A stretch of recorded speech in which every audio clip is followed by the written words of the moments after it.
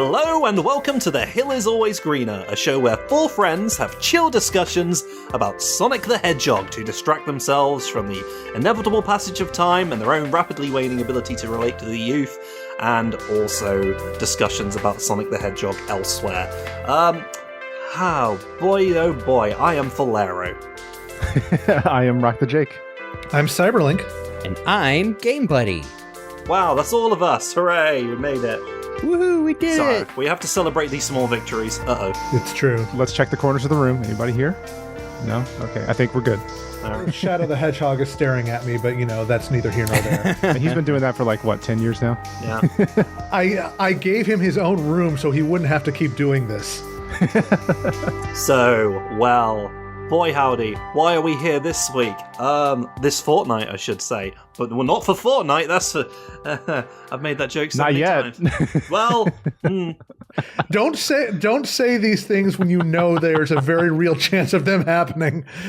Well, we are here for mobile gaming of sorts, because this time we are talking about a very specific game of Sonic the Hedgehog game that we are no longer allowed to talk about. But we're doing it anyway because we're a bunch of rebels. Yeah. And it's also very in line with our mission statement because it's an old game that no one's ever heard of. Yes.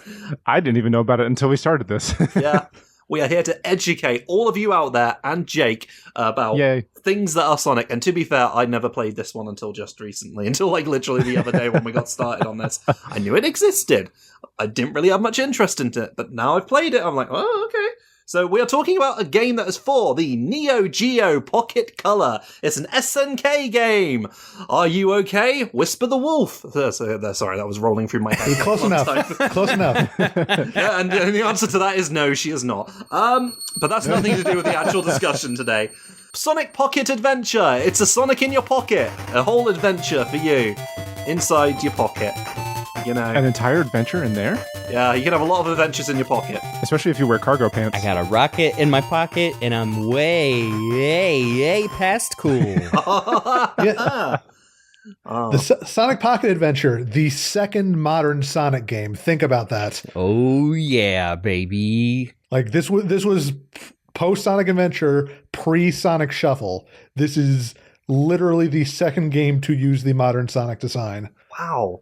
Wait, is this the first, non-Sega Sonic game, or was there something before this? I mean, Sega's involved, obviously, but, a non-Sega console Sonic game, I specifically... No, because there was, even if you don't count, the PC games, Schoolhouse or whatever. Now, technically, the first one was the Gamecom port of Sonic Jam, which is in contention to be the actual worst Sonic game of all time. Oh my goodness, I've heard the stories. I've not fully experienced it for myself. It's repugnant. And that's not a word I use lightly. No, 3 syllables in that one.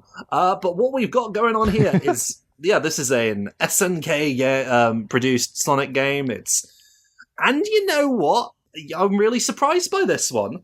It's nice to be positive about this, but oh boy. Okay, well, actually start talking about it now. So yeah, basically, as you put in the outline here, Luke, it is basically like Sonic Advance Zero, and it kind of is because it's modern Sonic but it's 2D. And it came before that, so I guess that's why it is. I've just explained that in the most literal way possible. That but it's for your pocket. Oh, the Sonic Advance connections go much deeper than that. But I feel like before we can really start talking about it, I think we need to do our due diligence and ask the question that I know is on everybody's lips. What the hell is a NeoGeo Pocket Color? Where's episode 8? Oh, wait, no. Oh, yeah. I'm hanging up this call. So, you guys know SNK, the King of Fighters people. Yeah. Lots of fond memories of those. I mean, I didn't actually have a NeoGeo thing myself, but I remember seeing King of Fighters in the arcade and looking at it. So, yeah. Bust a Wolf and all that. Yeah. Love that guy. Terry. Yeah, Terry Buster Wolf. Yeah, that guy. Terry SNK. Terry SNK, yes. Terry Attack on Titan? What? Oh, I have had a bugbear about that for years. I don't blame you. People talking about SNK in anime discussion. I'm like, oh yeah, they're talking about the Fatal Fury OVAs. I like those. Yeah, the Masami Obari classics. Yeah, but no. No, they're being weebs. Silly weeaboos. We're not going to have a Delicious in Dungeon discussion here, but it just jumped into the forefront of my mind the moment this came up. So let's move on. Quickly. Yeah, basically, back in the day, SNK wasn't just making games; they were also making consoles. Obviously, the NeoGeo was a big part of their business, both as the arcade board and the home versions where you could literally insert the arcade boards as cartridges, and they did very, very well doing that for many, many years. But after a certain point, they decided, well, we want to kind of try and break into the portable market. That's obviously done very well for Nintendo. There's been some other people have tried doing stuff like that. The Game Gear, the Atari Lynx, that hasn't worked out well for them. But we think we want to take a crack at it. So they decide we're going to compete with the Game Boy. The big thing that the others did was they tried to go for power over battery life and stuff, and cost effectiveness and stuff like that. So we're going to try and, compete with Nintendo directly in that regard. We're going to create a monochrome console that runs for like 40 hours on 2 AA's, keep it relatively cheap. And so they released the NeoGeo Pockets in October 1998, and on monochrome system, it was honestly pretty good. It was a little higher resolution than Game Boy, a little more processing power, good battery life. Like I said, that one was a big point in his favor over the previous attempts by other companies. There's just one eensy-weensy little problem, and that is that 1 week before it came out, Nintendo released the Game Boy Color. Oops. Immediately outdated, and they knew it. And so, you want to know how many games they put out for this monochrome system? How many? 9. Oh, no. In 2 months. God.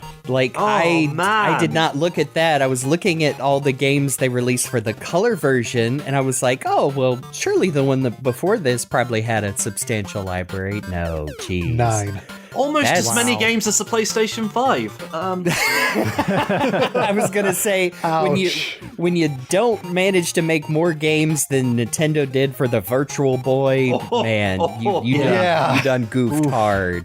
Yeah, so SNK is like, okay, no, we need to fix this. And literally 5 months after the original came out, they put out the NeoGeo Pocket Color, which had largely the same stats. It still managed to keep the same battery life, the same fairly low price point, and 6 out of those 9 games for the monochrome version got re-released with a color version.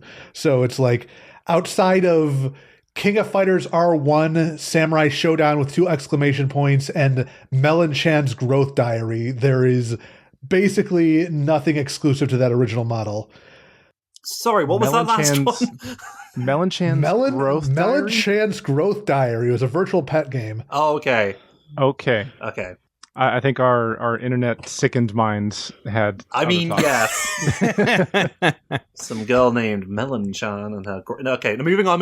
Giant Gazonga. That's a perfect Hair Forever character. That is some pretty speedy course correction, actually.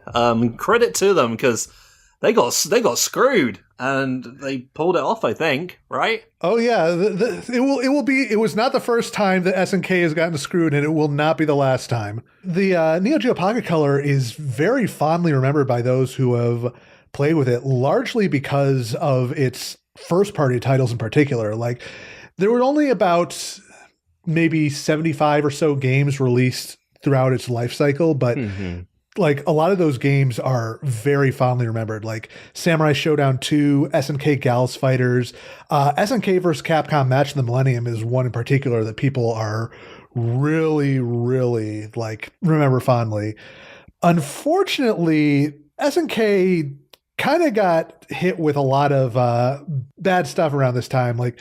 you try to challenge the Game Boy, you're going to fail regardless of how good your console is. Like, this was right in the post-Pokemon, wave. Man. So it's like Game Boy is at the height of its power at that point. I like how the the sources on some of these articles say, like, by May of 2000, the Pocket Color had a 2% market share compared to the Game Boy. Oh my gosh. Which is tiny, but still says it was enough for them to turn a bit of a profit. And I'm like, that is just how dominating Nintendo was in the handheld. I mean, forever. Like, nobody ever came close. That's why nobody tries anymore. And, not even unless Nintendo. You count the Steam track. Yeah. I mean, technically they're just like, yeah, we'll just coast on this Switch for 8 years. It counts.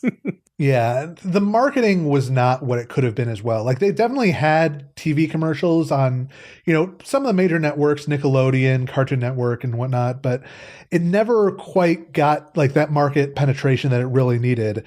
And arguably kind of the worst part of it all was that this was at a time when SNK was going through it. Like, they had been dealing with financial troubles for a good long while. And as a result, they got bought out by Aerobase, a pachinko developer who had no interest in doing video games and just wanted to use SNK's IPs for their own pachinko machines. So they basically like cut all of their foreign markets distribution, stopped developing games almost entirely, basically gutted that company. It's really unfortunate. But basically, they had stopped manufacturing new NeoGeo Pocket Colors by like late 2000, early 2001. The last year, 2001, was basically just all Aerobase pachinko games for that system, and then the sequel to SNK Card Fighters, and that's it.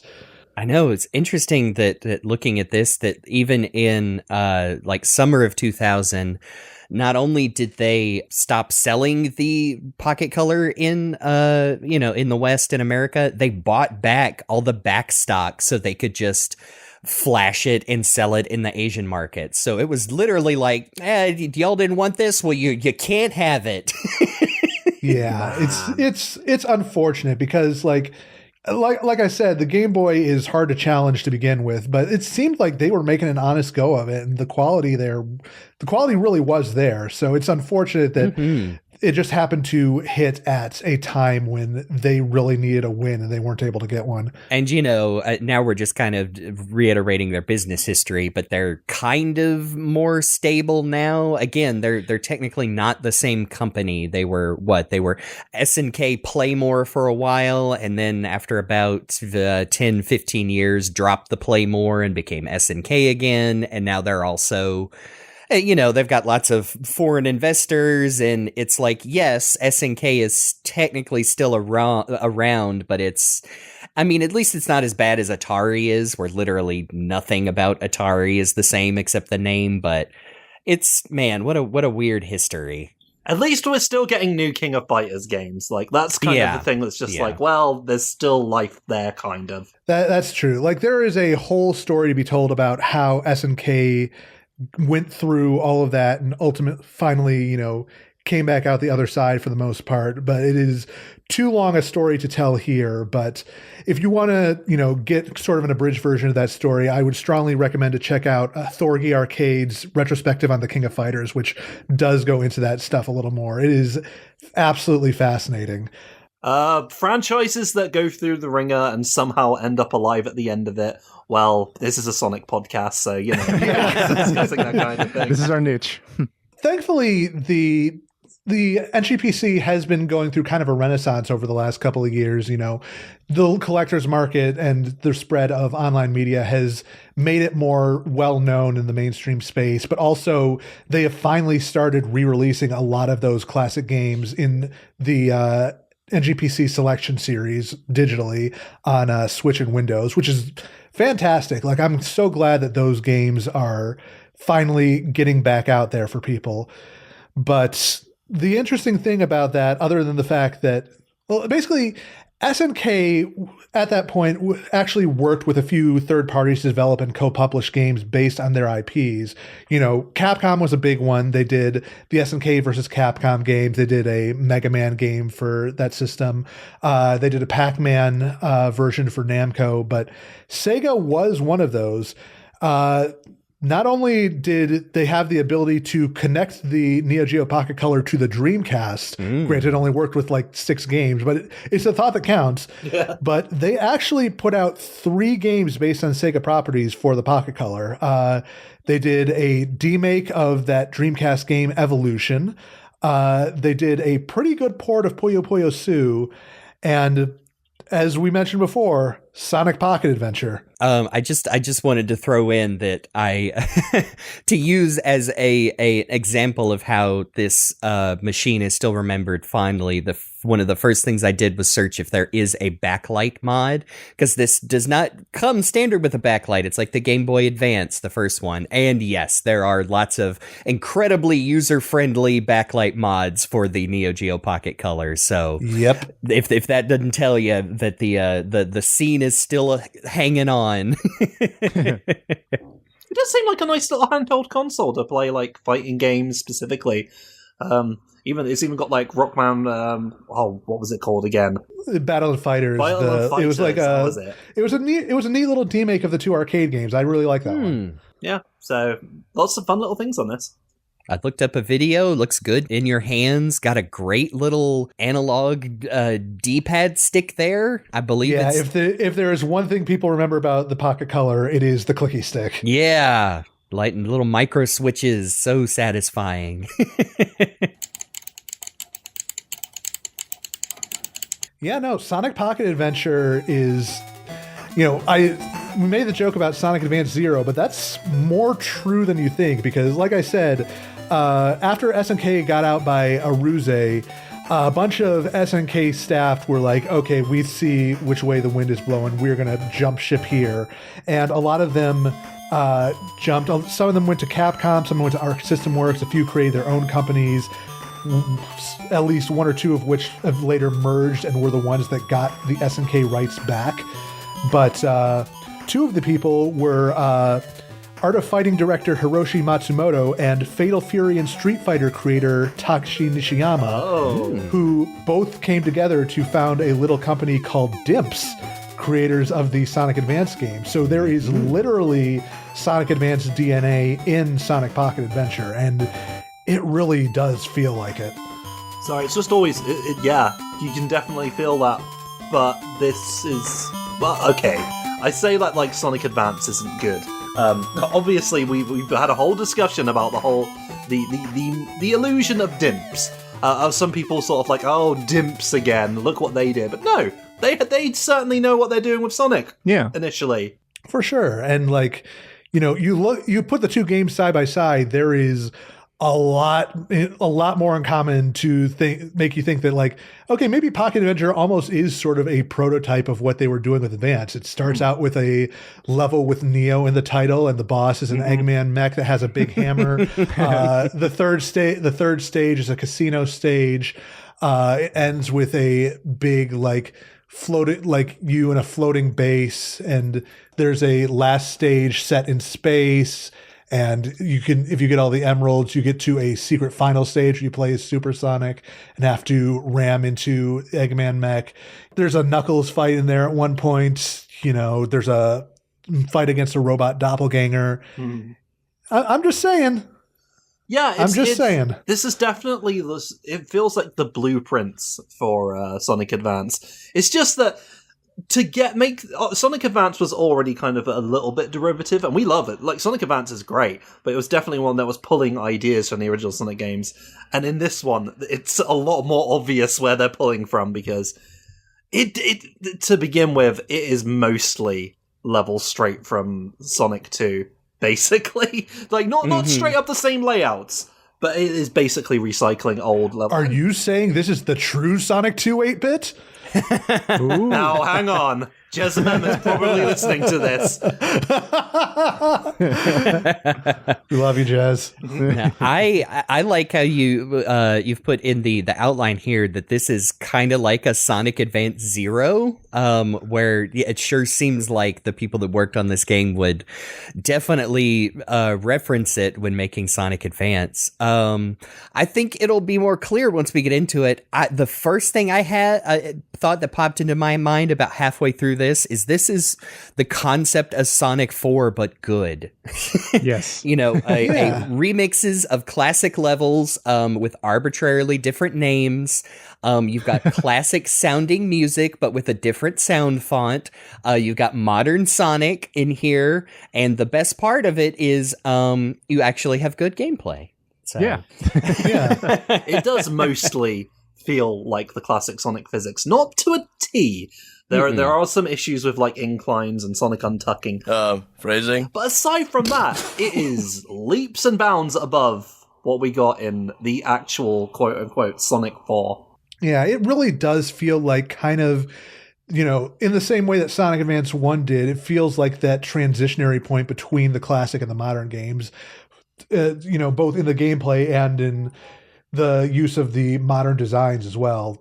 One in particular, which we'll get to later. But it's basically, the zone, like you said, the zones are basically all Sonic 2, but the layouts are different, the bosses are different. And one other weird thing about it is that the soundtrack is basically all Sonic 3 and Knuckles with one Sonic Jam track in there, which feels weird. Not necessarily, like, a lot of the tracks feel arbitrarily picked, too. One level has Angel Island Act 1, and the next one has Angel Island Act 2. It's a bit strange. It's one of those that I can kind of, when I think back about it, and I'll have to, especially, I'll just have to refresh my mind on, like, the order they're used, but I guess because the composition sounds so nice on this little sound chip, which I believe we talked earlier is very similar to the sound chip on the Master System. It is the exact same sound chip on the Master System and Game Gear. They just have figured out ways to use a little more, get an extra channel out of it, which is awesome. It just didn't really bother me. Like, and I know what people are saying is like, well, Jeremy, one of the biggest problems you had on your Sonic educational episode with the Sonic Dig was the discordant mashup of zones with their wrong music. And I'll say, yes, you're right, but this sounds good and this game plays better, so it doesn't count. Yeah, and it's not an educational game either, so it's automatically immediate points. Exactly.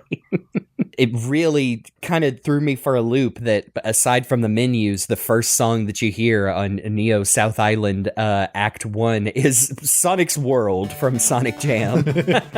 Which a lot of people will recognize a lot more these days for being the menu music for Origin. Yeah, exactly. To their credit, they did add a little bit of extra stuff too. Like there's a go-to room section for all the extras and stuff. So been bad. Go to room. Yeah. There's some of the typical stuff. There's a time trial mode with actually two different variations. One is just a standard time trial. One is a time trial, but you also have to get 50 rings and reach the goal at the same time. Mm-hmm. Which I think that's neat. I think that adds an extra little bit of challenge to it. And I did check. There are like medals you get for getting under certain times. It goes all the way up to platinum. I think I was only ever able to get gold on most of those stages. So don't bother trying because it's probably way tougher than any of us are willing to put the time into. Yeah, I do. There's we'll get into details. When I finished my run, I was like, oh, I'm just gonna do classic Sonic 100%, which is all the Chaos Emeralds good ending. But I did pick up the little puzzle pieces when I saw them, and I was like, I don't need to do that. I know it only unlocks, sound test sound test in the special zone, like level select. But then I looked at the pieces, I'm like, oh, those are cute little pixely modern illustrations. Maybe I'll go back and get those. But yes, there is quite a few. I mean, just for a game this technically tiny, There's a lot to do. It does not feel like half an experience. Yeah, I when I finished it the other day, I was saying in Discord that it's a short game, like comparatively, because like I think when we first started playing it, Luke said that you could beat it in about like 90 minutes if you just sat straight through it. But like to me, it's satisfyingly short. Like I had fun, I think, with every single level, like even the like the factory levels at the end, and especially me who like if I feel like so many times I come on the podcast and say like I didn't get to finish the game because I'm busy, but like I'm glad that I actually got to finish this one and like have a really good time with it. And yeah, it's I mean, we're gonna have like our overall thoughts at the end, but I really enjoy this game so much. Yeah, just like Knuckles from Sonic Underground, satisfyingly short. He's a tiny little man. Short kings stay winning. Yeah, I appreciate that they put those puzzle pieces in there. You know, it does add to the replayability a little bit. Like, and some of them are actually like hidden really well. Like, it does incentivize me to go back even after having, gotten through the thing, gotten all the emeralds and all that. But I did notice that for whatever reason in the US version, Tails is called Miles and Eggman is called Robotnik, whereas the Japanese version calls them Tails and Eggman, which is... That's weird. It's a little inverted compared to what you would expect. Yeah, it's usually. I mean, for Tails, it's usually the opposite. It's called Miles more in Japan, and I mean the Eggman Robotnik I get, even though Sonic Adventure's been out. that one I get. Although it is funny to see this might have been. Again, like one of the last vestigial remnants of Dr. Robotnik, until Sonic Adventure 2 comes around, and it's like, nope, that's his proper government name. I was gonna say, like, they brought him over to America and they say, we're gonna address you by your Christian names. How did you get Robotnik from Eggman? What's wrong with you? Well, aren't you Polish? There's also a multiplayer mode with basically the same modes as you would see in Sonic Advance itself. Again, get to the end or collect enough rings. And to its credit, that is the one place where you can play as Tails without, hacking or using debug mode or whatever. Oh, interesting. He's got such a cute little sprite, too.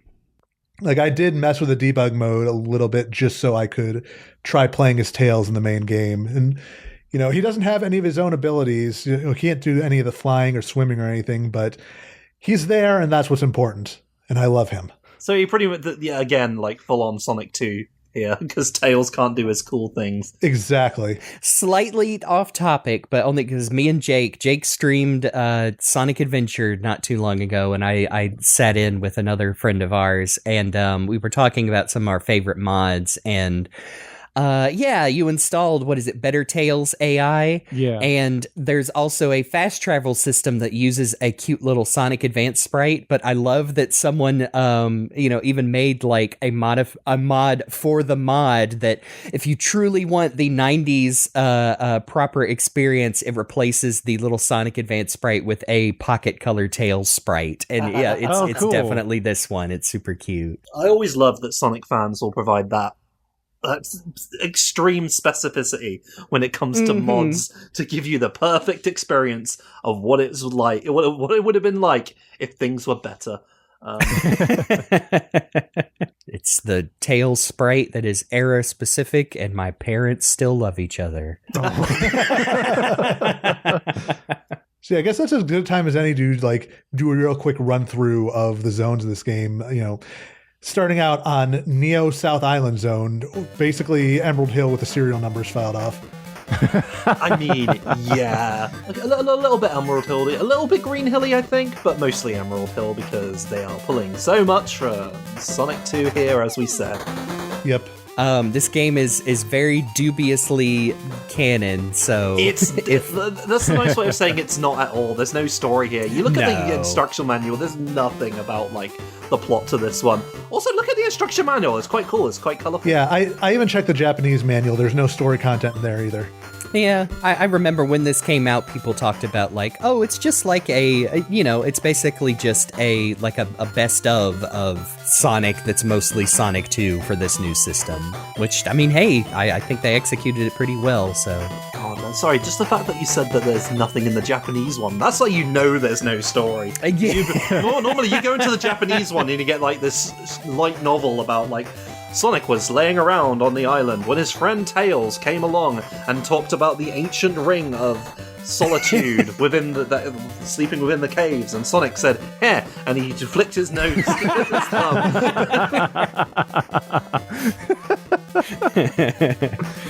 I don't know if he was doing that back then, probably though. And he had fangs, and there were lots of cat girls around, and black eyes and little buckles on his shoes that were always there, you just couldn't see them. And also, it was Earth, and New York City was probably on the planet somewhere.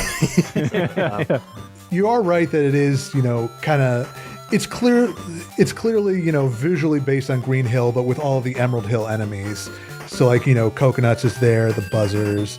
You go through, like, there are no Sonic 1 enemies anywhere in this game. It is all Sonic 2 in every zone. And I think since we're talking about this first zone, I think that's also a fair time to talk about like just the feel of the gameplay overall. What did you guys think of it? Because overall I really enjoyed the game feel. It's not 100%, but it's still. I think it might be a little bit slower than the Genesis Mega Drive games, but it still feels right. Like I can still spin dash at a slope and use that to like leap super high, which I did have to do a couple times to get some of the puzzle pieces. Mm-hmm. So that much felt accurate to me, I will say. Yeah. It mostly felt like classic Sonic. Like sometimes maybe it's because I was using my PlayStation controller because I don't have another functioning one for this PC. It was a little bit slippery sometimes because I had to use the analog stick for some reason. But yeah, it's mostly good. It's just sometimes, and you can stop snickering every time I say the word untucking. Sometimes when you're on the casino level and you're trying to do the little roll, Sonic will just be like, well, I'm running now, actually. And I'm like, well, that's not right. But aside from that, is mostly good. It's none of the Sonic 4 problems, that's for sure. Yeah, the one thing that stuck out in my mind about the game control is that, yes, like we've said before, like it feels very much like the classic games, but it's also, to me, it's reminiscent of the classic 8-bit games where there's like kind of that little bit of like, this is a handheld game lag to it. Like it's not going to go like, it's not going to go as fast as like Sonic 2 on the Genesis. But it's reminiscent of like the Game Gear, but it's a little bit faster than that. It's in that like in between space. Yeah, and I think it also uses the screen size better than the Game Gear games do as well. Like it's not. I feel like it's a little bit more zoomed out, not by much, but enough that it feels like I never felt like I was going to run into an obstacle that I didn't see coming or an enemy or anything like that. Like I feel like they did a good job of building the layouts to that game's screen size and its strengths. And that reminds me about a note that I wrote actually, where when Sonic's at rest, when he's not moving, it like if you turn to the right or the left, there's actually some lead room on the screen. Sonic's not in the middle of the screen. He's like either a little bit left or a little bit right, and I really like that because that helps you be able to see a little bit of what's coming towards you instead of just wild guessing. Yeah, I'm glad Sonic's not a centrist in this one. No, I echo what y'all say. It's not perfect. It feels really good for what it is. Like I would put it probably in between like the original 8-bit Master System games and the Sonic Advance games, to where it's like, oh yeah, I can feel the differences compared to the Mega Drive classics, but it is perfectly functional and fits the stage layouts and the mechanics like just fine. Yeah. Sorry, I'm just having a look at the maps and I'm just like, yeah, it is Green Hill Zone like visually, but like the layout instantly like fills my head full of Emerald Hill Zone because it's not quite as like sprawling or weird. And it's got the swirls. Yeah, it's got those little double helixes and, well, actually single helixes, I suppose. The Mobius strips, if you will. And I would. And also in regards to the control, we'll talk about it like in a little bit when we actually mention the special stages. But I'll just go ahead and say on the record, I personally think that controlling the special stages in this particular game feels better to me than trying to do them in original Sonic 2. Well, I was about to move us over to the special stages, so this is a perfect transition. All right. You like Sonic 2's half-pipe special stages, folks? Because they've been in so many games, and they're in this one too. They sure are. The only real problem is that they are real stringent on getting through, like, being able to clear them even before you get into the stage, because this operates on Sonic 1 rules where you got to get 50 rings and jump through the goal ring. But since every stage is only 2 acts, one of them ending in a boss, that means you have to get the goal ring in just that first act. And if you miss it, you'll have to wait until you finish the game to go back and replay that stage. Again, like Sonic Advance.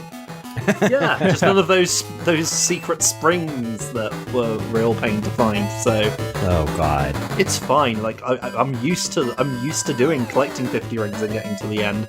It's just, man, it's difficult sometimes. Yeah, by those last couple of zones, it's real hard to hang on to your rings. Like you get right near the end, and then some hazard does pop up unexpectedly, like a spike trap or whatever, and you're done. Like there's no way you can recover enough rings to get the thing by the end. Unless you use save states like me.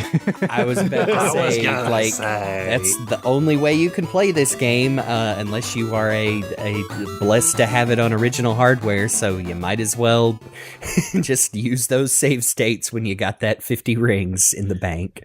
Yeah, I full disclosure, I did play this on my 3DS and made liberal use of the rewind function. Nice. Yeah. I played it through RetroArch and was just, I guess the term is save scumming, I guess. Yeah. Yeah. Whatever. Listen, I only have so much time in a day. Exactly. You know? I was just about to say, I'm an adult. Yeah, I've got other video games to play for fun. This is also fun, but it's also homeworks.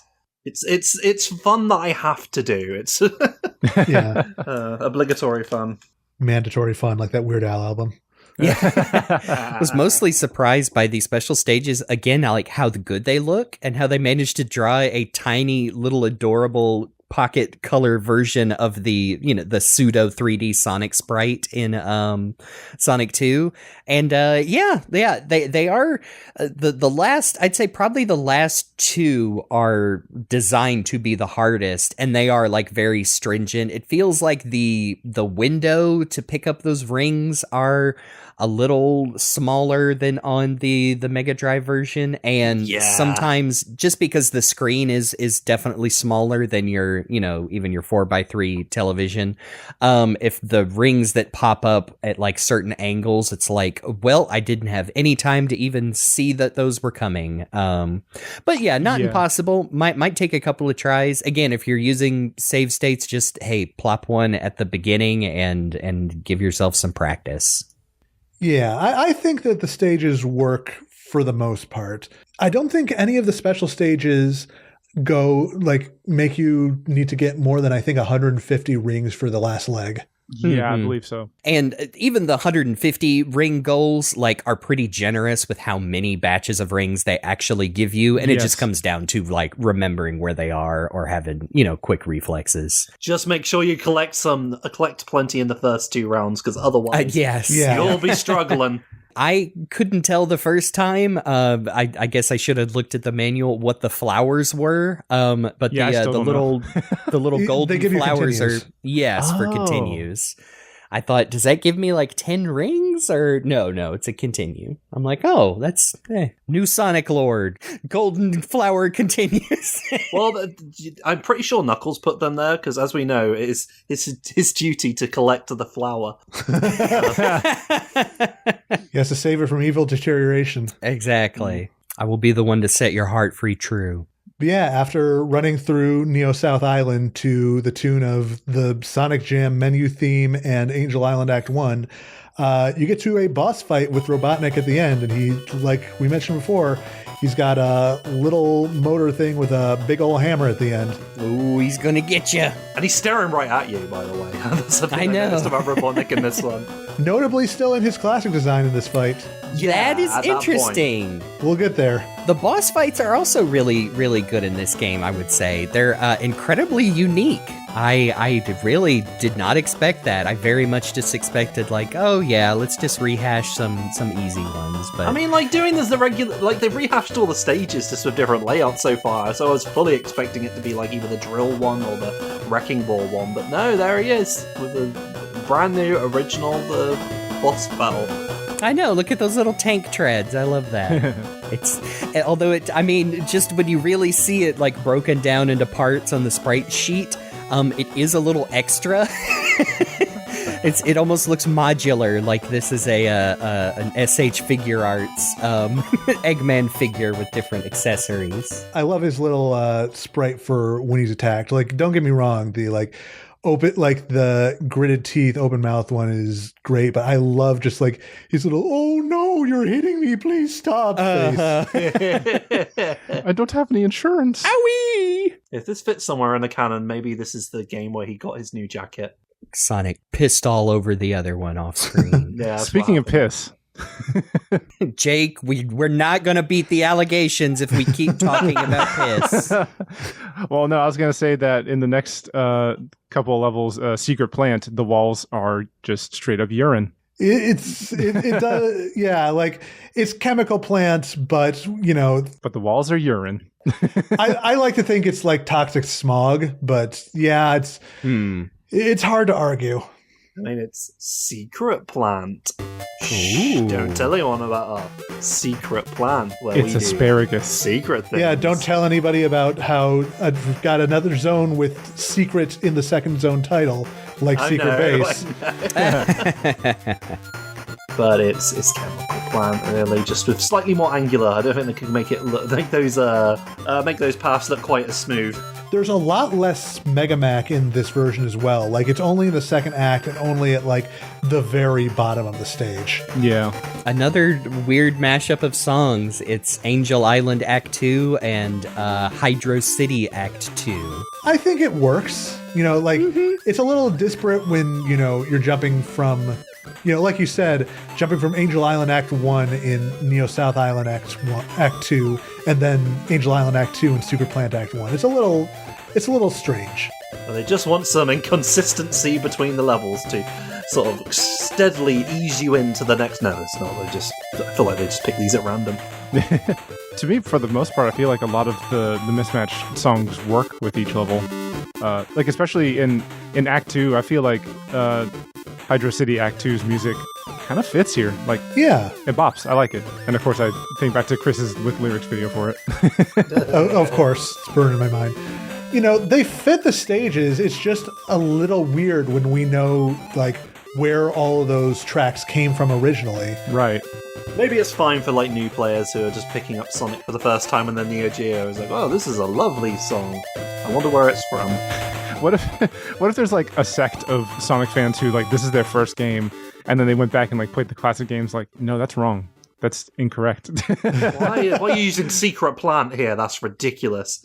This is the theme of my piss plant. You joke, but I know people who feel that way about the Sonic and Knuckles collection on PC with that music. Oh, yeah. Well, those people apparently won in the end. Yeah. I think that they do a good job of transplanting the chemical plant gimmicks into secret plants. Like, a lot of the stuff is there, the crisscrossing tubes, or like the crisscrossing tracks, the like tubes that launch you to the other parts. Same enemies are there, the spinies and everything. The big slopes. The big slopes. It all checks out.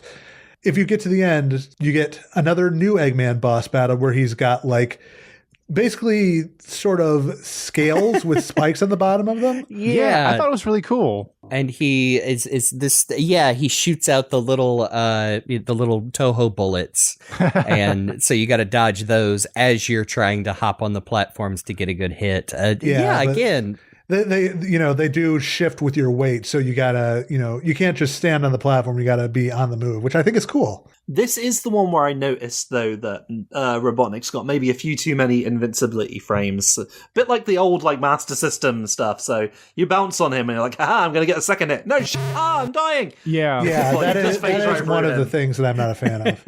Yeah, I think I like to bounce off the boy. Yeah, exactly. I also... Yeah, I think all of his boss fights have, he has just a few invincibility frames too many, and so you try to go for that second one, you always just kind of phase through, and then it stops, and then you get hurt. They haven't learned the lesson that Robotnik is a reward you unlock by beating the stage where you just get to go to town on that bad boy. But no. Well, it's a good thing that no other classic Sonic games would reach a point where the boss takes way too long before you're able to hit him again. Yeah. Been down that road far too long now. But unlike that one, we like the gameplay in this one. Yeah. I mean, for the most part, yeah. Comparatively. Beat Robotnik, move on to the next zone. Cosmic Casino Zone. Because again, a casino zone is the third one in the list. Sounds familiar. Looks familiar too, because it just is. Yeah, again, just is Casino Night, basically. Everybody loves Casino Night. They have to have one in there. Yeah. Yeah, the casino level, the one level everyone remembers, as we've discussed before. Yeah. I'll have it. No badniks, though. Yeah, that is one of the interesting things. There are no badniks in this zone, but I feel like they do a really good job of transferring over all of the other gimmicks, with the moving blocks, the slot machines, the pinball bumpers, everything. It all works really well. Yeah. I think there's enough obstacles in this zone where you don't really need enemies, really. That's true. No, all the massive crawl super fans out there are throwing their gamepads against the wall in disgust at the very idea that you would not include the little dude who's completely useless the moment you jump over him. Yeah, no, I think this might be my favorite zone of the game. I think that it works really well. I did have it in my notes. I don't even remember in totally why, but I just remember one of my notes was, I do not like Cosmic Casino 2. Oh. And I'm going back and looking over gameplay footage now just to try to remember. I think maybe there was just something about the layout or something about bumpers and stuff that I wasn't a fan of, but maybe I need to delete that note because I'm not feeling ire towards it right now, so... No. You're not having flashbacks again, so it's probably fine. I'm not remembering very large, dark lizards, so... As far as the mismatch music in these two levels, I think it's interesting that... It's fitting, but also interesting that the music in these two levels come from two different gumball or slot machine bonus stages. Yeah. The special stages from Sonic 3 and Knuckles. I guess the slot machine one makes sense. The connection to... I'm in the slot machines here, so fair enough. Well, the gumball machine could also be pachinko, or not pachinko, Oh no, don't mention pachinko and SNK again. Yeah, oh no, I'm sorry. Oh, no. Don't say it 3 times in a mirror. But I like gotcha machines. Yeah, gashapon. The original gashapon, not our modern understanding of what a gacha game is now. Gotcha money. But yeah, no, get to the end of the stage, and it's another original Robotnik fight with him just kind of bouncing around this pinball machine with a big old spike on the bottom. And the good thing is he comes at you all the time in a way where it's basically easy to just kind of stay in one place and maybe dodge if you have to, but mostly just jump and then bounce on him, and then he runs away and then comes back at you, so... Yeah, if you hit him, it does change his angle a little bit, so that's neat. And I love his little sprite where he's looking around trying to find you. I think that's one of the things I most appreciate about this game is that all the sprites, have so much life in them and just really do a good job of expressing the characterization in the same way that we would see later in the Sonic Advance series. Yeah, I like these little character sprites. The Robotnik one is quite bespoke, I think. It's not just a straight up... unlike the Sonic and Tails one, it doesn't feel like it's taking too much from the original game itself. Yeah, they're putting their own spin on it. He's got more expression than the Sonic 4 sprite of... I mean... Yeah. Like I said, hard not to make those comparisons when you're served an example of something that works better. I remember...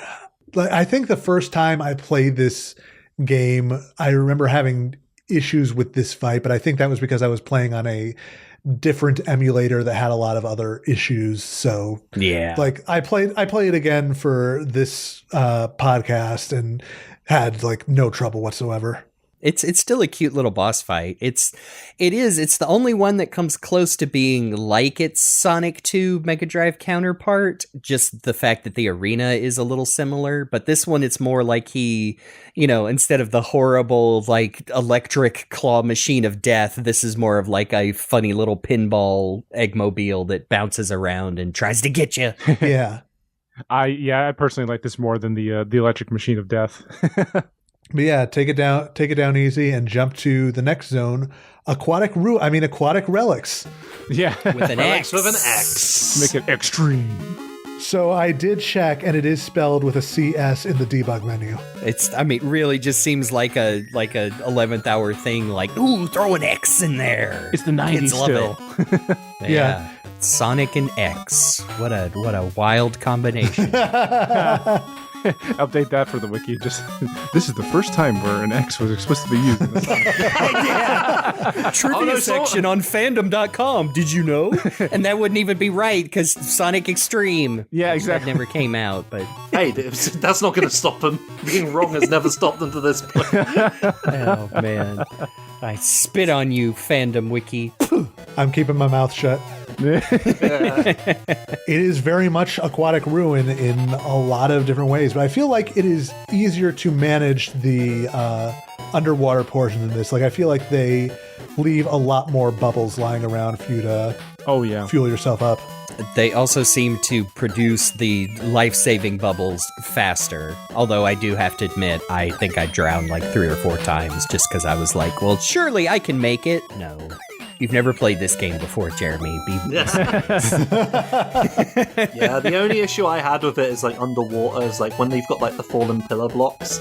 Sometimes I find it really awkward to jump over them for some reason. I keep getting stuck in. I don't know. There's something about like I don't know, man. The positioning of them, the gaming term that I always forget the name of because I'm just not that interested in it. Hitbox. That's the fella. Oh, yeah. That's like the only issue I have. Otherwise, it's a good version of a level that I don't like playing that much usually. So it's fine. Yeah. Thank you, SNK. I think this is the level that also has like the most puzzle pieces hidden in it, like between the 2 acts. The relics are the puzzle pieces. So since we're going on with it, the mismatch music for these levels is the first act we have Mushroom Hill Act 1, and then for the second act we have Hydro City Act 1. And this is another case where I think both of them fit. I think it both works, especially Hydro City Act 1 for Act 2. I think that especially hits. But yeah. Still feels really arbitrary though. They're really just like it's like they put the Sonic 3 and Knuckles soundtrack on shuffle. Just like that works. Notably, certain Sonic 3 tracks not present in any capacity, but I think we all know what's going on there. Well, even all the way back then. That's true. Although one of them is conspicuous by its presence, actually. But we'll get to that. Yeah, actually, this is a good time to get to that because we get to the boss of this zone and knock knock. It's Knuckles. What are you doing here? What did we do to you this time, Knuckles? It's unclear. There's no story. He just rolled on up. And he's just mad. It is basically the Sonic and Knuckles battle against Knuckles, except for drawn out to be a full-on boss battle this time. Yeah. So, he actually puts up a fight this time. I think I might have glanced at an old Game FAQ's guide for this, and the person said, my best advice for the Knuckles fight is just hit him in the butt. It's hard to argue with that. It took me a little while to kind of figure out when I could hit and when I was going to get hurt. And for me, it was basically whenever he was standing still and whenever he didn't have his fists up. Yeah, you just got to peg him to get to victory. And then... You got to untuck him. Classy podcast here. Very classy today. That does kind of get into one of the things that I'm not a huge fan of in this game is that because of the limitations, when you get hit, there's not a whole lot of room to recover your rings. Like I think it only drops 8, and I'm usually only able to recover like 2 or 3 before they Same here. all disappear. I feel like that's also an issue with the Master System games to where. Oh yeah, but most of the time it was like 1 for that one. So it's like up on that. 1 or 2, But only it's just. like, they blink so fast. And it's like, well, I guess. Oh, not even remembering that Sonic 1 Master System is like, nope, all of the boss battles are 0 ring runs. Just don't get hit. By the way, all of this is to the tune of Flying Battery Act 1, I think. Is it Act 1? Let me consult. Yeah. Yeah, so the previous boss fights have all been Act 2 have all been the Act 2 boss from 3 Knuckles, but the Knuckles fight is specifically Flying Battery Act 2. That's the one that I thought, oh, these are all pretty okay, but it was this where I was like, well, that is a little arbitrary. What isn't arbitrary is after you win the battle, you get one of Knuckles' themes, but it's not the one you'd think. It's the Sonic 3 one that you don't hear anymore. The distinctly, possibly Brad Buxery, that's there. I have to imagine they're like, well, there's no way you can copyright a drum beat. Like, it's just a sample. It's fine. But when you beat Knuckles, you also get a nice little cutscene where Sonic's just trying to be a good boy. He tries to give him back his Chaos Emerald, and then Robotnik is just a jerk and crashes the party, takes it away, and then starts caving the place in. Yeah, Sonic's like, how am I going to catch up to Robotnik? And Knuckles literally punches him into the stratosphere. Yeah, he uses the last vestiges of his strength to. I love the sprites during that cutscene. It's so expressive. And I like when Sonic finally lands on the tornado, he's just breathing really heavily and fast, and he looks around just like, how did I get up here? He's like, I had no idea that would work. It's a very specific Sonic sprite that shows up again later against the final regular Eggman boss. That's like, wow, he looks a little distressed. Yeah. How is my jaw still located? As far as he knows, Knuckles is dead. Oh well. He's just sleeping. Oh no. Anyway, just taking a little rock nap. He'll be fine. Like I do like that the background for the Knuckles fight is basically a hidden palace, in its palette. A hidden palette, if you will. Haha. This next one, they turned Sky Chase into Sky Chase. Yeah. It's just Sky Chase, but a little different. It's consistent for the Sonic franchise to just keep reusing Sky Chase. Yeah, that's true. Name and all. We have Sky Chase at home, and we actually do have Sky Chase at home. Yeah, the third Sky Chase.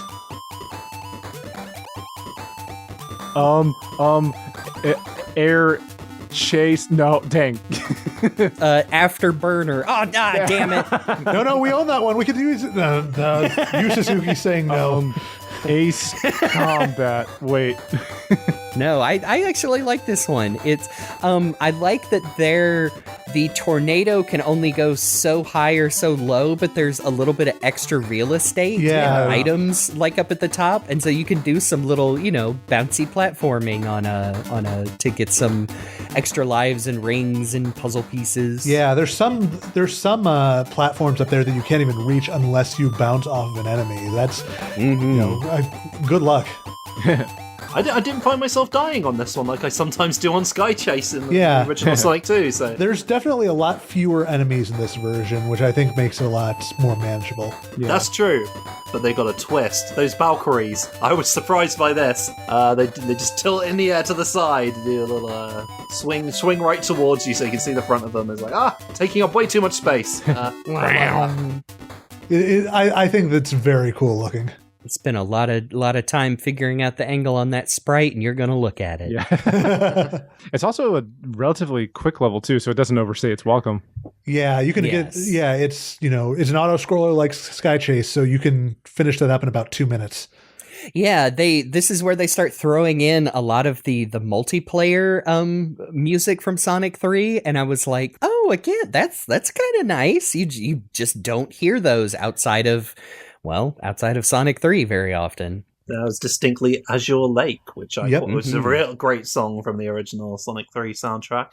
Azure Sky, I guess, this time. Yeah. Mm-hmm. I mean, it's blue. It counts. like we said, it's the quote unquote Act 1. So this is one of the ones where you have to get the 50 rings. But I feel like this is one of the easier ones to do that on just because you can, dodge the enemies relatively easily. The trick is more like finding the ring boxes to hit that 50 threshold. But move on from there to not Wing Fortress, but Aerobase Zone. I mean, it is Wing Fortress, basically. Yeah. But Pretty much. a few things. Yeah, this is another one that feels pretty good because it's obviously the inspiration is straight from Wing Fortress, but the layout is feels a lot different, and also again, like you just said about Sky Chase, did not find myself dying and getting lost on this one like I do occasionally on Wing Fortress. I found myself getting quite lost actually because it's very big. Yeah. I definitely found myself dying more on this stage than any other. Like, this is the one stage in the game where bottomless pits are like a legitimate threat. The other stages, like you hit one small bottomless pit maybe like once every 2 or 3 zones, but this is the one where they are kind of all over the place and it becomes like a genuine hazard. And of course, again, you'd expect as much from literally an airship in the sky, but it is a bit much.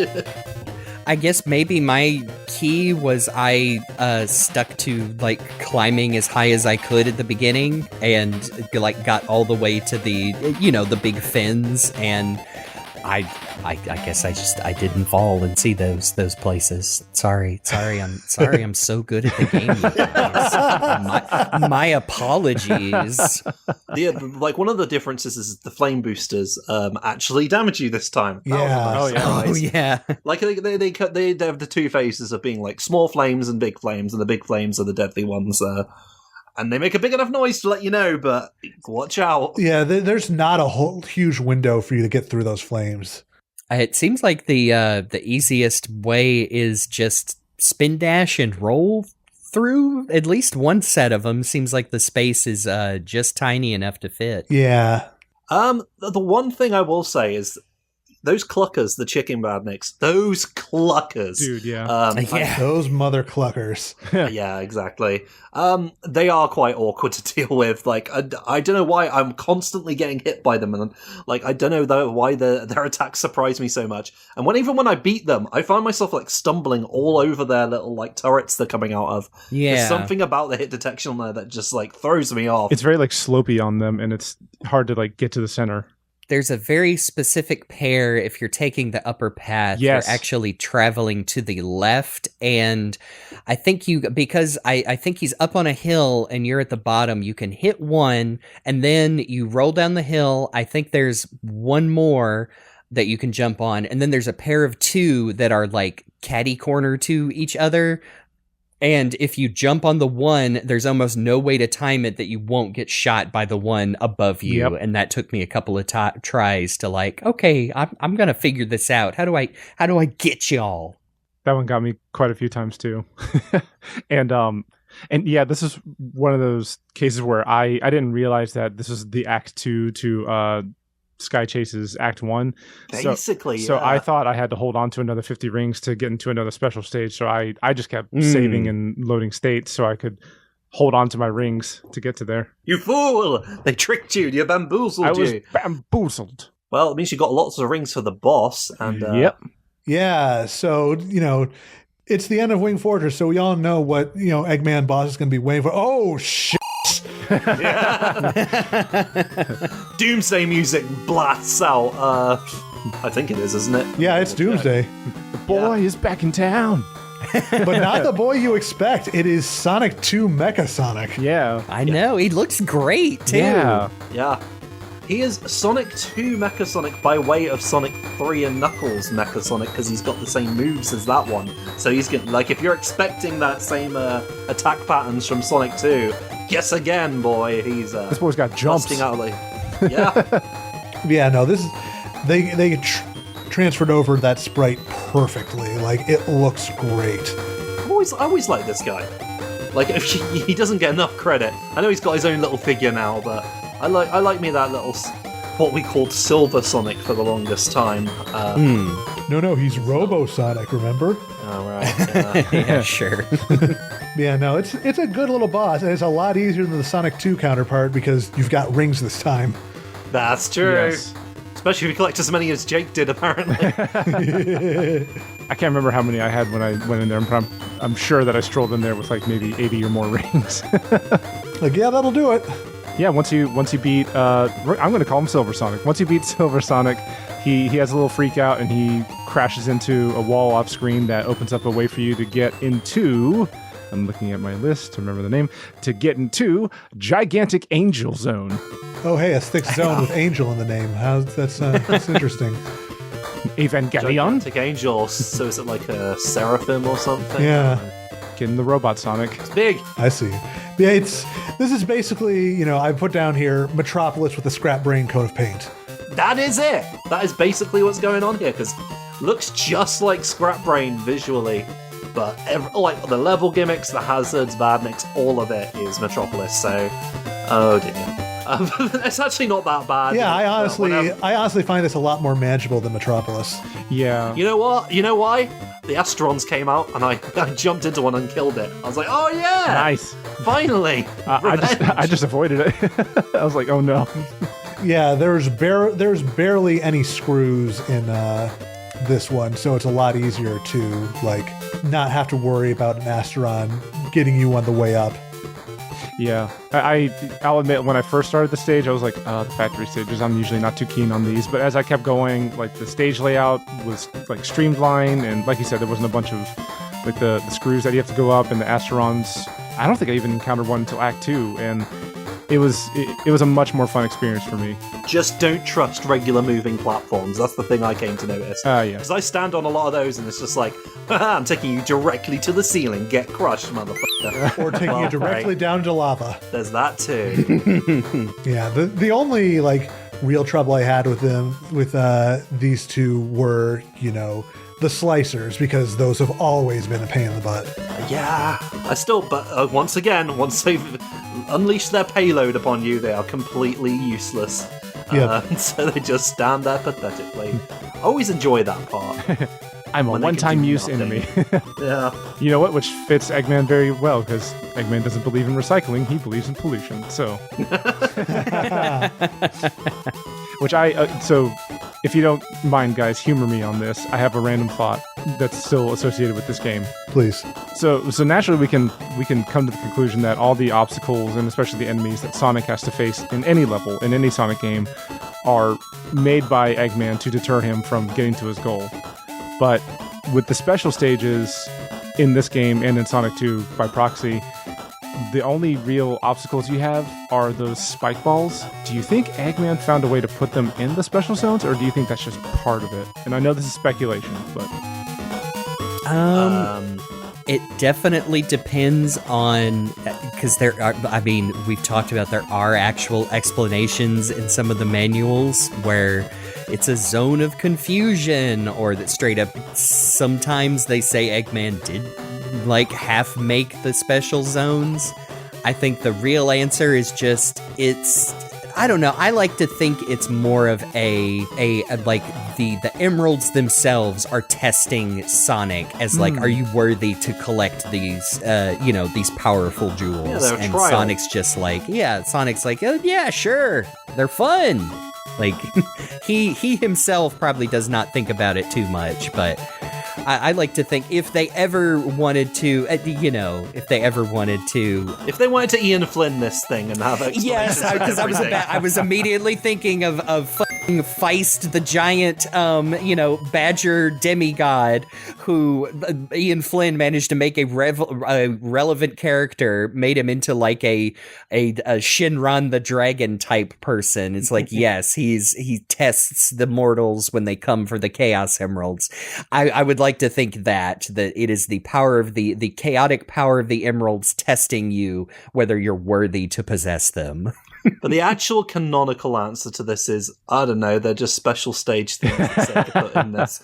That's actually what it is, really. Yeah. And us overthinking it is the kind of thing that Western fans love to do, because we were brought up with a bunch of games that had like over-explained stories and had everything sort of like spelled out for us, because I don't know, that's just what they decided to do. Things needed to make sense according to the American and Western media in general. Yep. But Japan was just like, this is cool, this is going in. But yeah, music-wise, for this one, we are looking at, again, multiplayer music. Desert Palace for Act 1 and Chrome Gadget for Act 2. Yeah, Chrome Gadget works. Yeah, Chrome Gadget definitely works, but it's just interesting that this multiplayer music is, getting its time to shine. Yeah, because some people probably never even heard those because they never bothered with like competition mode or whatever in Sonic 3. Yeah. Also, a thing worth pointing out: the beginning of Act 2, you basically get the end of Scrap Brain Act 2 from Sonic 1, where Robotnik, who you actually see finally in his full duds, looking like a modern Eggman, so to speak. Yeah, up until this point, he's been in his classic costume, but then I guess he changed while he was waiting for Sonic to show up. Yeah, like in an STC. STC adaptation of Sonic Adventure, puts on his jacket and gets ready to see the end of the world. He was he had some robot flunky that was putting the last few stitches into it. I'm putting on my Sunday best for your death. Hey Sonic, check this out! And also, die! And he jumps on a button and you fall down like at the end of Scrap Brain. And he drops you down into more of the level, actually. Yes. It's just more of the same. No, it's actually a bit of a maze at this point after that. Not quite Scrap Brain Sega Master System standards, but you can get a little bit lost down there. Like, honestly, I think it's not that bad, all things considered. For a Metropolis Light, it's actually okay. Yeah, I still feel it's streamlined enough where you can get through it at a moderate pace and not, still enjoy it. But then there's a boss. Yeah, there is a boss where Eggman's in a big old floaty thing dropping gigantic bombs on you. I have to ask, did you guys figure out the trick? Nope, because It took me a few times, but yes. Because I'm looking at a playthrough video as we're talking, and I'm at the boss fight, and I saw that you can... Well, do you want to mention the trick? Yeah, the trick... Oh. Go ahead, Jeremy. Oh no, the trick is that you can jump on the apex of the little mushroom clouds from the giant bomb explosions to jump up and hit Eggman. You don't have to wait for him to swoop down. Yeah. I didn't know that. Me neither. I should have known that. That's like Hydra City Act 2 again with the splashes. I just don't think to jump on explosions. Yes, which is a good life skill in general. Yeah, I waited for him to dip every single time. Yep, it is not telegraphed. You probably... I mean, to be fair, I'm pretty sure I did it by accident. I might have... Now that I think about it, I might have been trying to kill myself just so I could start over. And it was like, hey, wait a second. Gasp. I'm standing on gas. And then Jeremy looks over at the news and says, "Not today, old friend." And he goes, hey, and he flicks his nose. Not today, old friend. What's with all the drama? No funeral, sticks head in oven. Oh my god. It's a Simpsons reference, okay? Everybody put the phone down. We're okay. We're just joking. Yeah, the window for jumping on the explosions is really tight, though. So even if you know the trick, it can be, difficult to get on there. But when you manage to do it and land a hit, it's so satisfying. Yeah. Would have liked to have done that, actually. Oh well. Well, this is a short game. You might be able to get back to it quickly. Yeah. Yeah. Also, it uses the Sonic 3 and Knuckles Act 1 boss music for this one. Yeah, after using Act 2 for those first 3 bosses. It throws me off a little bit. It throws me off. It's a mini-boss theme, so... Yeah. But whatever. It's fine. And the mini-boss theme while he bombs the hell out of you. I guess in comparison to the next fight, it's in a way a mini-boss. Kind of, if you think about it. Yeah, so we jump forward to Last Utopia Zone, which, like the Sonic Advance one, is basically just a boss fight with no extra level. Yeah, you're just in space. Oh, this boss. this boss. I really like this guy. Yeah. I didn't have too much trouble with it once I realized that, it's almost like kind of a dumbed down version of Big Arms, just the fact that it can grab you and shake all the rings out of you. And again, you get that horribly distressed Sonic sprite where he's like, Oh yeah. Yeah, it's one thing. It's one thing when Big Arms grabs you. It's another thing when this guy picks you up and starts slamming you around like it's a pro wrestling match.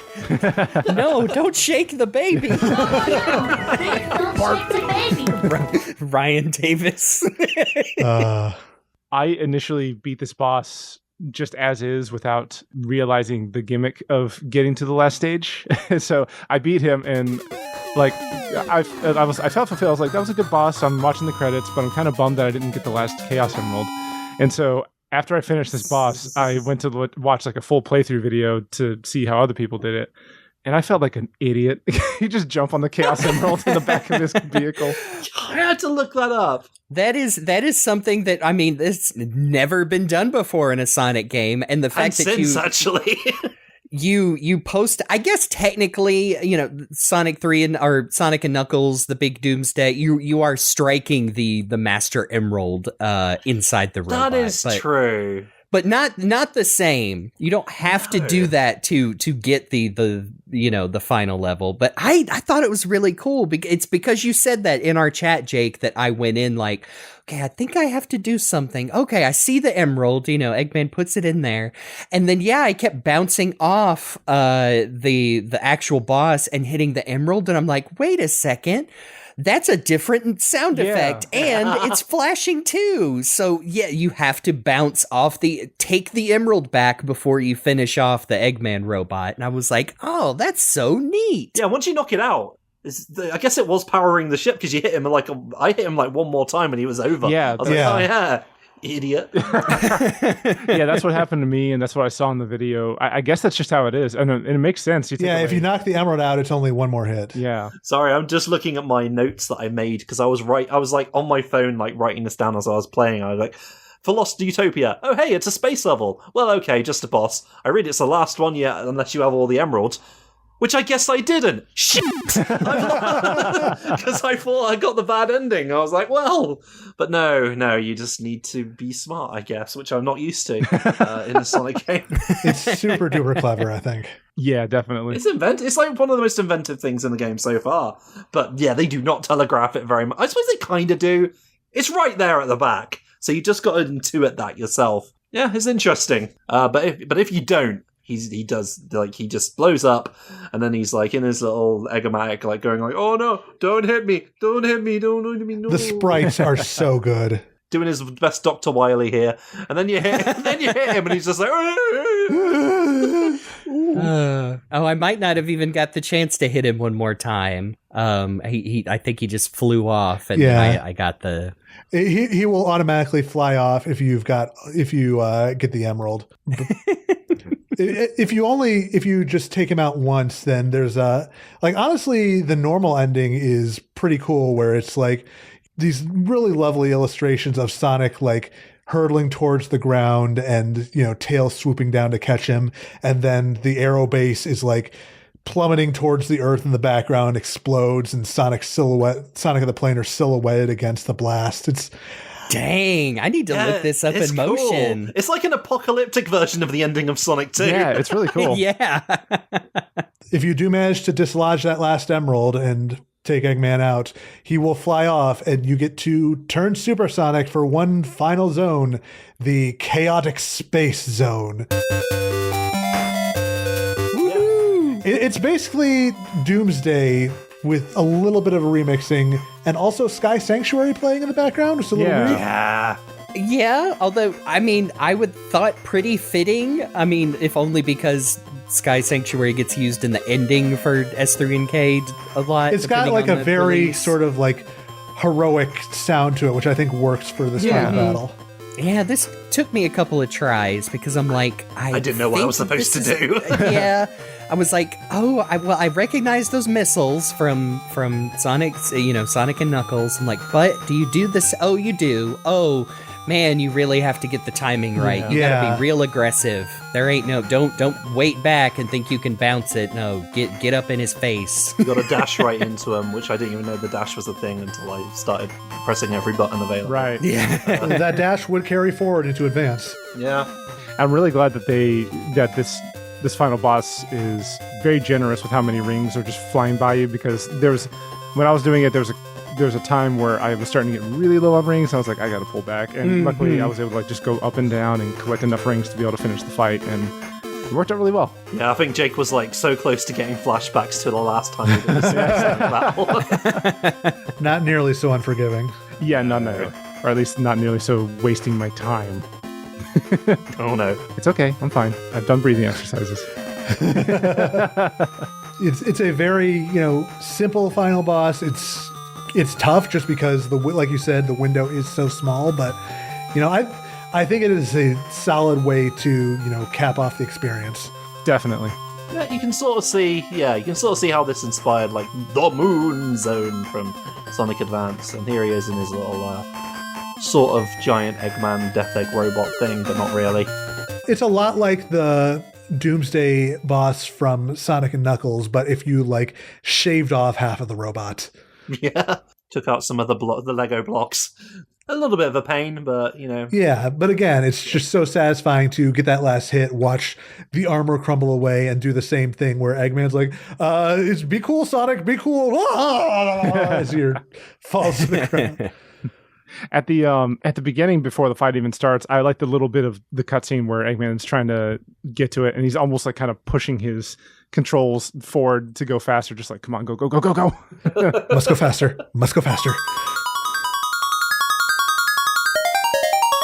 And that brings us to the good ending where Supersonic lands on the plane, the Chaos Emeralds disperse, everybody's celebrating, Knuckles is okay, and Knuckles the Echidna, who did not die, Apparently. Exactly. little tiny Nux, short King Nux. He got his emerald back. And that is basically Sonic Pocket Adventure. Yeah, they fly away on the tornado, and the credits play. A nice, by the way, nice little bespoke versions of the Sonic 3 theme, which is kind of the theme of this game musically. Yeah. For the credits and the special stage, so that's kind of cool. And then Sonic does a big jump, and he has green eyes, and people are upset. His limbs stretch to noodle proportions. As they To be should. fair, yeah, they do look kind of hilarious here. But yeah, it's modern Sonic. Thanks for your playing. Yes. Yeah. You are welcome. Or if you didn't get all the Chaos Emeralds, get more Chaos Emerald.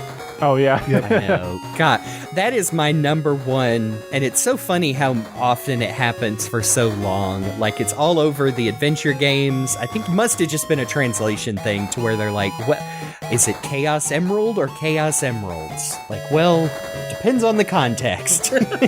Listen, what's a good SNK game about a wonky translation? So yeah, I'm interested to hear your guys like kind of final thoughts on the game for having played it for the first time.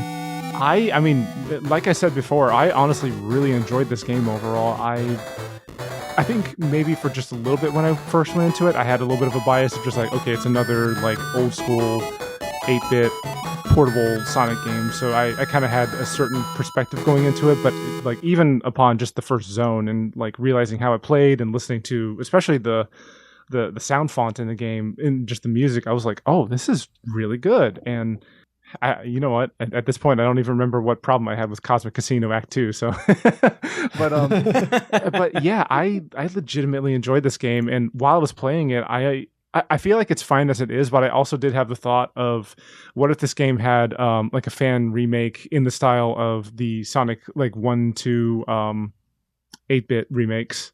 Like I just wonder what they could do with that. It'd be really cool.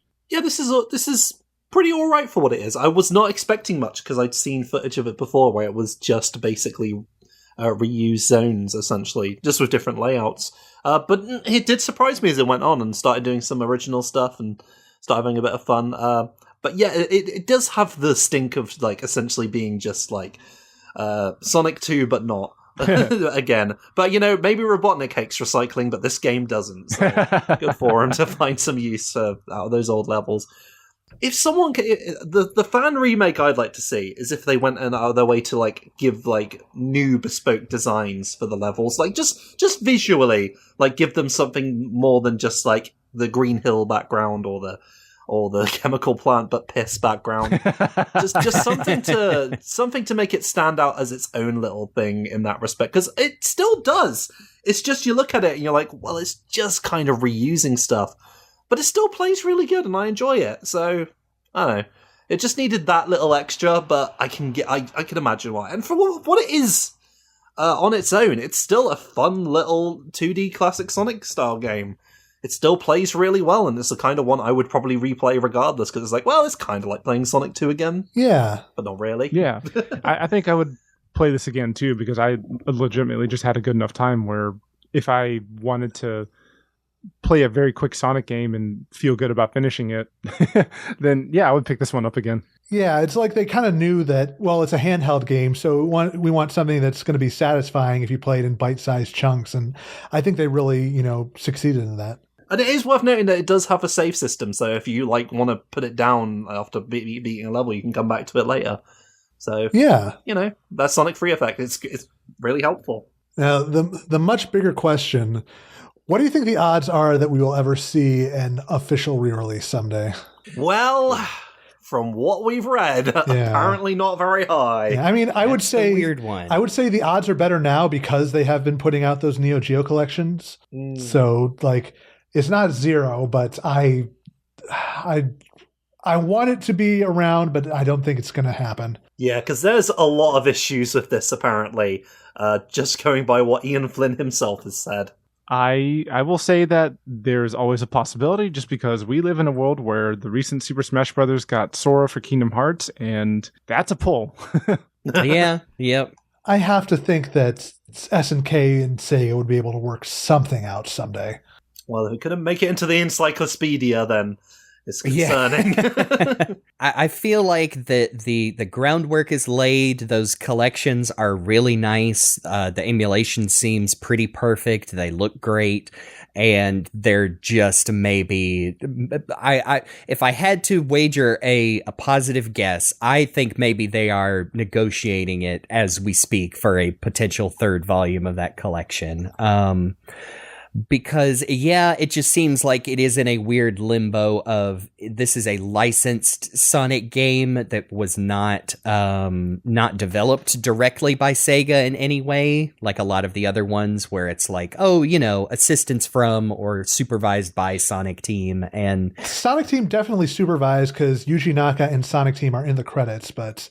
Yeah, I mean, to completely use a stupid memed phrase, but seriously, this was during the transition time between classic Sonic and modern Sonic, and the old way Sega handled Sonic and the new way they currently handle Sonic. So, I sure hope so, because I just, again, to echo y'all's sentiments, this is a great little game. It is absolutely worth playing. However you can get your hands on it. It's was a blind spot for me forever. I remember seeing commercials for it as a kid and thinking like, there's no way I can get that little handheld just for a Sonic game when I had no disposable income of my own. But really glad I played it. And I for all of just about all of the games we talk about, even if they're not very good, I want people to be able to play them if they so choose. Like, that's just the game preservation as a whole for me. Yeah. Everyone should have access to everything they can because it's a part of art history of the medium. Yeah. Yeah, 100%. And then the thing about this is, it's just a good thing it didn't have Ice Cap music in it, because this game would never see ever again. But that's kind of the thing about it, is like one of the things that is preventing it to me is like, is funny because they went out of their way to have like all these Sonic 2 style levels, but obviously none of the Sonic 2 music, because that's a whole legal hurdle unless they want to write a check to Masato Nakamura, which they often don't, unfortunately. But they were like, hey, we'll use the Sonic 3 soundtrack. We're never going to have any problems with that one. And, well, but at least the only offending track here, potentially, is just a drum beat, like we said. So maybe it's fine. Yeah, like, I genuinely hope they do find a way to, like, put out a NeoGeo Pocket Color Selection Volume 3 with this. They can bundle it in with Puyo Pop and Evolution and Picture Puzzle and Cool Jam and Fazole and Cotton Fantastic Night Dreams and Ogre Battle Gaiden Prince of Zenobia and Kiko's Seikei Unitron and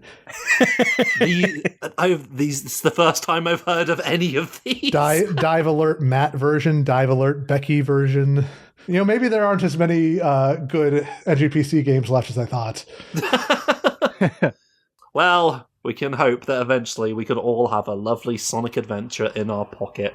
But until that day, we'll keep talking about more Sonic games. And thank you for joining us as we continue to talk about just about every Sonic game under the sun and other things as well. You can find us all across the internet on Sonic F-Series and all those other lovely things. You can find me at FAULERRO. That's Faulerro, by the way. I love that jingle. You can find me on the socials as RockTheJake, and you can find me on Twitch as Mr. RockTheJake. You can find me on the various social platforms at CyberLink420. And you can find me around the internet as GameBuddy, sometimes with a 123 at the end.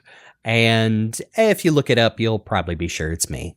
Special thanks, as always, to Amy Waters for the use of our theme song. You can find it on the album Gotta Go Slow. You can check out more of her work on YouTube and Bandcamp, and you should, because her music has made this show what it is, at least within the first 5 seconds of the episode and the outro most of the time.